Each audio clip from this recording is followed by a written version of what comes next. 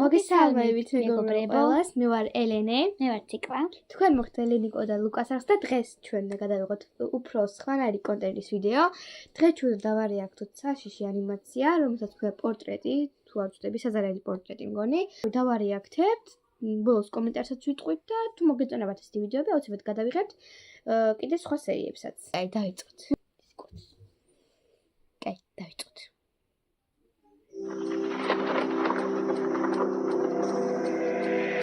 Diese Schimmska.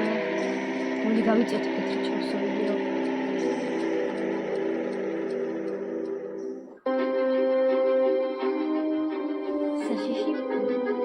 Sashi animatsiya portreti. Numeri 3. ანუ ძალიან კარგი ინტრო აქვს, ანუ როგორც YouTuber-ს, როგორც sashi ანიმაციის ავტორს, ძალიან მაგარი ინტრო არის, მაგარი მუსიკა აქვს და გადასვლებით ხდება. როგორც ედიტორი, ისე ვიძახი. იმისთვის რომ უკეთესად შეხვიდეთ ვიდეოს ატმოსფეროში, გირჩევთ გამორთოთ სინათლე და გაიკეთოთ ყურასმენები. არც ერთი და არც მეორე, უბრალოდ თქვენ გაიკეთეთ ეს ყველაფერი. დრო ჩავქრით ჩუქი ვაფშე ვიგონებთ და რეაქცია არ გამოვა. დაიწყო. ბატონი ართური რაც თავი ახსოვს ანტიკვარიანტი იყო. ძველი ნივთები ძალიან უყვარდა. ძველი წიგნები, საათები, მონეტები, ბიუსტები, ასევე ის განსაკუთრებით ნახატების მოყვარული იყო. დღითი დღეს ყველაფერი მას სულ უფრო და უფრო მეტი ჰქონდა. მორიგი გასეირნებისას მან გადაწყვიტა ერთ-ერთ ბაზრობაზე გაევლო. ძალიან უშნო კაცია. ძალიან მაგარი ნახატები, ანუ შესაფერისია და ანუ ყოველ დღეს დღისის დღე რაღაც ძველი ნივთები. უკვე მიხვდით ხო პორტრეტი რატო ქვია? მე შინაარსი გავიგე ცოტა რომ ძალიან ბევრი პორტრეტი აქვს და ხო, ანუ ძველი ნივთები თუ ეს იგი პორტრეტიც აქედან ქვია. ძალიან უყვარს და ხა, ტუასაზარელი. ბაზარში წავიდა ახლა მგონი.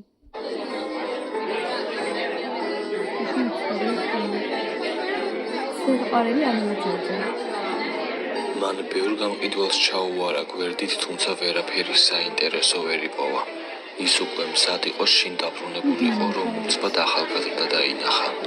იმან რასაც ეს ბიჭი ყიდ და ეგრევე მიიქცია მოხუცის ყურადღება. ეს იყო გოგონას პორტრეტი. ის ძალიან რეალისტური. უნდა მივიქციო ასე უშნო პორტრეტზე ვერ გავიგე. ანუ რაღაცნაირად მიიზიდა და მაგიტომ მივიდა, მაგრამ რაღაცნაირი არის, ანუ ძალიან უშნო გოგოა, რაღაცას იყურება. რა ვიცი, დააინტერესა და ვიღაცა მოწყენილი კაცი ყიდა, კაი, ხე ვნახოთ. იყო დახატული. თითქოს ცოცხალი ქალი იყურებოდა ამ ნახატის ჩარჩოებიდან. ის გარეგნულად როგორც 25 წლისა ისე გამოიყურებოდა.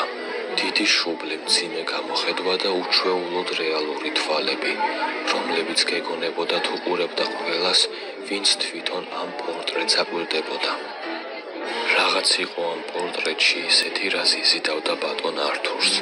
ის უკვე მზად იყო გადაეხადა ნებისმიერი თანხა. ნახატი ოდნავ საშიშიც კი იყო, მაგრამ ეს არ აფერხებდა მოხუცს. ისე რომ ვერ შეამჩნია ბატონ ართურს ეს პორტრეტი უკვე ხელში ეჭირა. ახალგაზრდამ კი ფულიც არ მოითხოვა. მან უბრალოდ თავი დაუქნია და უცნაურად შეხედა. მე მაგალითად ეს ადამიანს პორტრეტს არ გამოვართმევდი, თუ ფული ანუ ფულის გამო ყიდი ხო ადამიანი რაღაცას. ზოგჯერ ძალიან კაი ნივთსაც კი, რომელიც გიყვარს და ამან ფული არც კი გამოვართვა. ანუ მე დავუბრუნებდი, მივაგდებდი სადმე და არ წამოვიღებდი. ანუ ისეთი რაღაც არის, რომ ანუ ფული არ გადახტევინა ადამიანს. ხო, ანუ ეგ უკვე საეჭოა.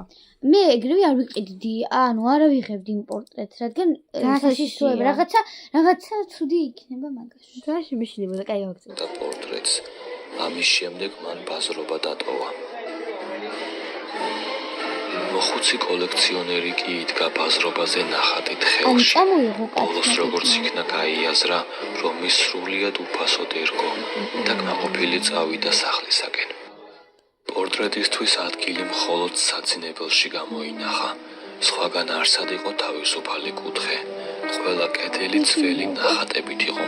საძინებელში არ დავდგამდი ეგეთ საშის პორტრეტს. რაღაცა გითხრათ, ეხლა დავაპაუზეთ და შევხედეთ და დააკვირდით კაცს. ბიბიას გავს, ძალიან ბიბიას გავს, ნახეთ. ანუ მოკლედ, მე საძინებელში ამ პორტრეტს მაგალითად არ დავაყენებდი, იმიტომ რომ რავი, საშიშია ეხლა, ნუ საძინებელ ყოველ დილით რო გაიღვიძე და შეხედავ ამ ქალს, რა ვიცი. ანუ მე მიჩვენია რომ დავდგა რა სხვა ადგილას. ანუ ჯერჯერობით არ ვიყიდი, მაგრამ და არც გამოართმევდი თუ ფასოდ, მაგრამ მით უმეტეს, მაგრამ თუ აიღებ, თუ აიღებ, მაინდა-მაინც მაინდა-მაინც ცოტა შეკავნა დადგა სხვა. გავაქცევთ. რთული. უკვე ღამით როცა ის დაწოლას აპირებდა, იგრძნო რომ ვიღაც უყურებდა. სიბნელეში ნახატის ჩარჩო მეგობრებო, თქვენ რა თქვენი საძინებელში პორტრეტს დგამთ, გრძნობთ ხო რომ ვიღაცა გიყურებთ. მე კი რა ვიცი. არ ჩანდა და ის უცბად კედელთან მდგარი ადამიანი ეგონა. რაღაც ცოცხალი იყო ამ ნახატში. ანუ ხელები ქონდა. რა იცი? ანუ ასე იჯდა, კოხტა გოგოით არაფერს დააშოვდა და უცებ ხელები გამოყო. და ნეტა რატო? მე არ მეშინია მაგალითად. ორი სიხმა. მეგული გამისტე მეთქი რა თქო, იმ გავაქცევ. ხელების მდგომარეობაც თითქოს შეიცვალა.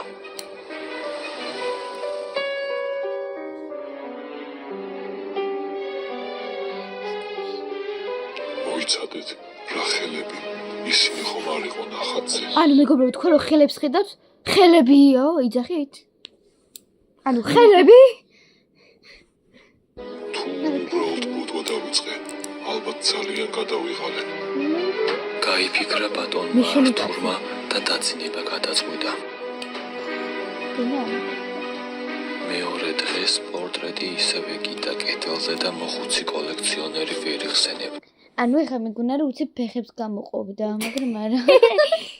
ანუ იგივე გარჩა, მაგრამ ეს ვერ იხსენებდა რომ ასეთი არ იყო და ნახატზე გოგო მე ისე მჭირს ეს დავიწყებები და რა ვიცი ისე მავიწყდება ადრე ყოლები მეც ისე დამავიწყდებოდა ხა მაგალითად მეგობრებო, ანუ მე როგორი ვერცი რაღაცას რო ვყიდულობ, მავიწყდება რომ მაგ და უცებ ეს რო ვიყიდო, არც ვიყიდდი ერთი და ავიღო და ჩამოვყიდო და გავიღო და ის ნახდეს.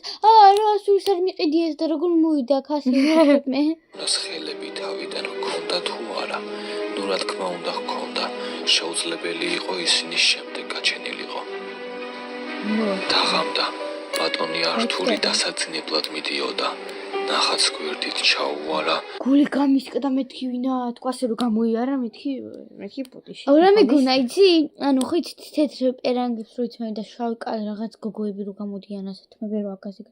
აი მაგ მეგონა ის კაცი და უცებ რო გამოიარა მოლანდება. იხსნა რომ გოგონას თვალები მას თითქოს უთვალებდნენ. თვალები ეს იქ რაღაც დიდი ხანი იწვა. დაძინება არ შეეძლო. ფიქრობდა საერთოდ როგორ შეიძლება ასეთი რამ ხდებოდეს. შემდეგ დამამშვიდებელია.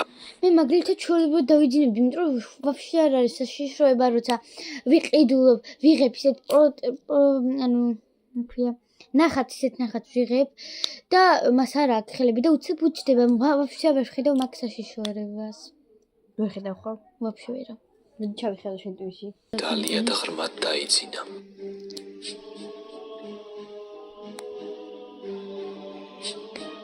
მორიგ ღამეს პორტრეტი ისევ უყურებდა მას, ისე თითქოს თვალს არ აშორებდა. ბატონი ართური უკვე ფიქრობდა. ეხლა რო კამერა შეატირან და ისე უყურებდეს ის ქალი. მე ეს კაცი ტოს ასე იყურებოდა კაცო, ასე იყურებოდა. შდებოდა, ხოლო როცა უკვე დასაძინებლად წვებოდა, მან ისევ შეხედა ნახატს. შიშისგან გაფითრდა, სუნთქვა აღარ შეეძლო და გული გასკდომაზე ჰქონდა. პორტრეტიდან მას უკვე საყვარელი გოგონა აღარ უყურებდა. სახე დაუმახინჯდა და საზარელი შესახედაობა ჰქონდა.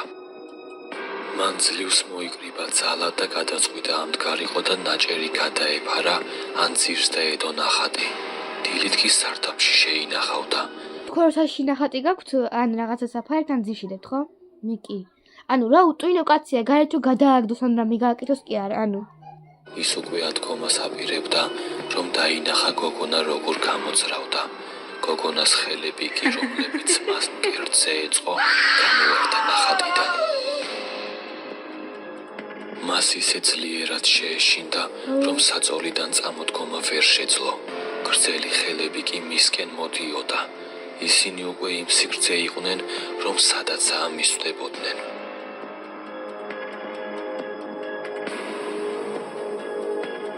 გაყინული გამხდარი ხელები მას ფეხზე შეეხო და შიშისგან გონება დაკარგა. ეხლა როცა მაგის მანდიოთ ნახატში.